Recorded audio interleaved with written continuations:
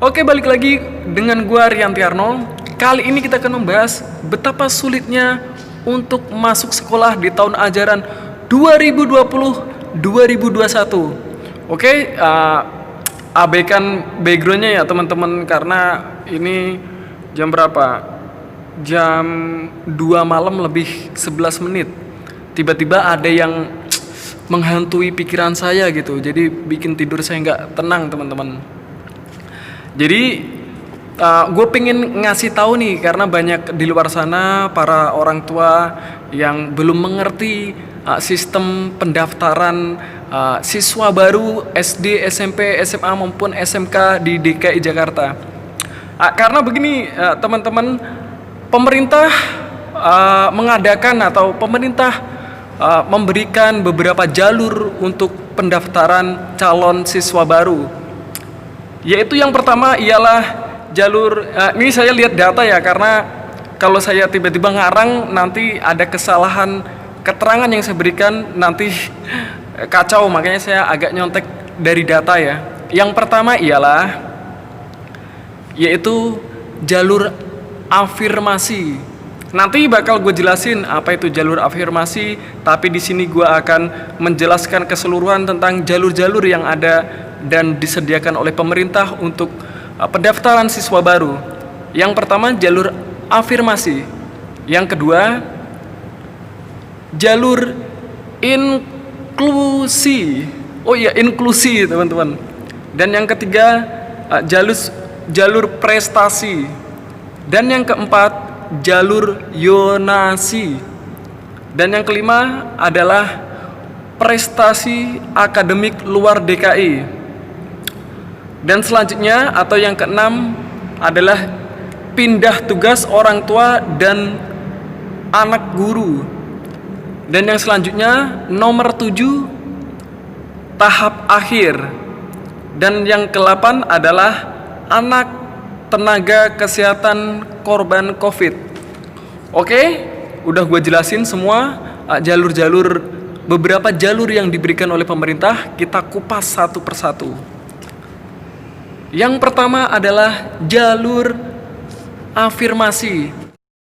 Untuk ketentuan jalur afirmasi adalah para pemegang kartu KJP dan KJP Plus, para anak pengemudi Jaklingko, dan anak para tenaga kesehatan yang meninggal dunia dalam penanganan COVID. Ketentuan jalur inklusi adalah anak berkebutuhan khusus yang dibuktikan oleh psikolog dan pihak yang berkompeten. Ketentuan jalur prestasi adalah warga Provinsi DKI Jakarta dibuktikan dengan kartu keluarga.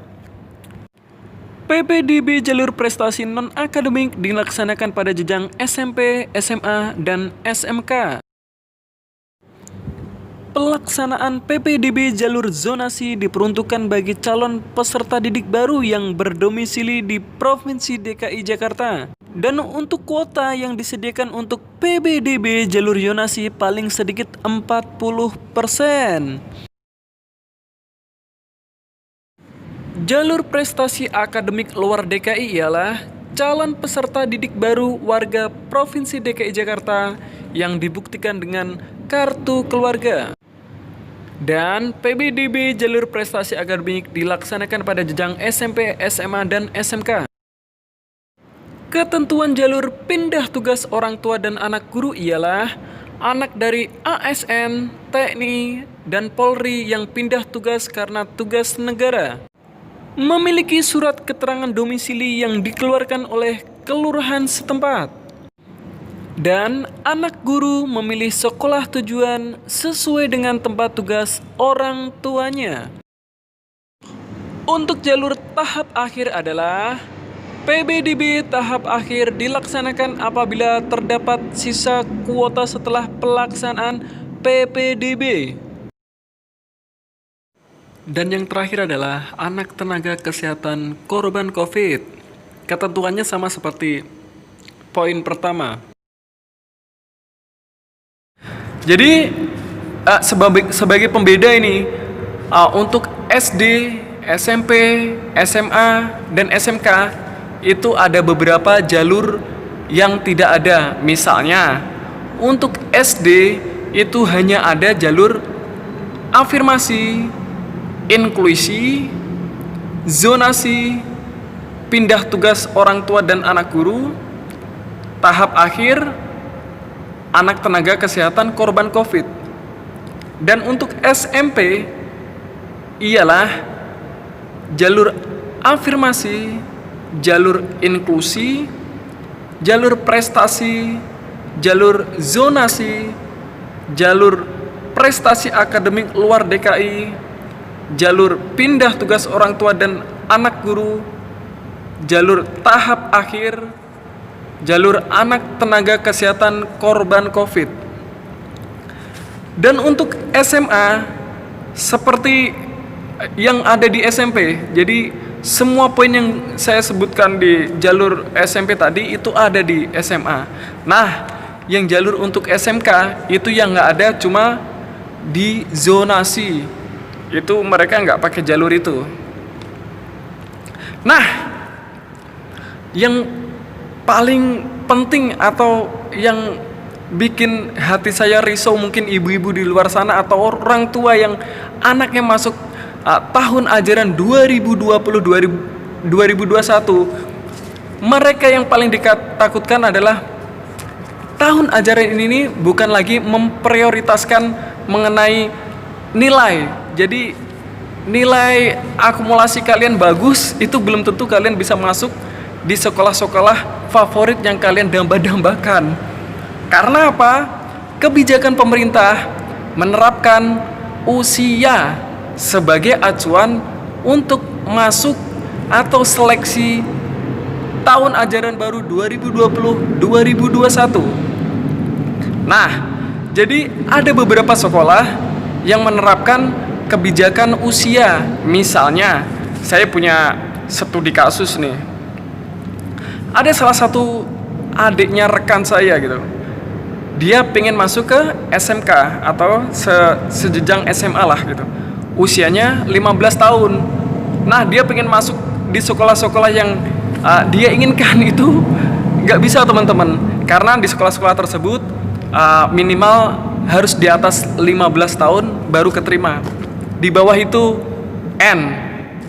Jadi pupuslah harapannya. Jadi minim lah pilihan sekolah-sekolah yang ada di tempat dia gitu.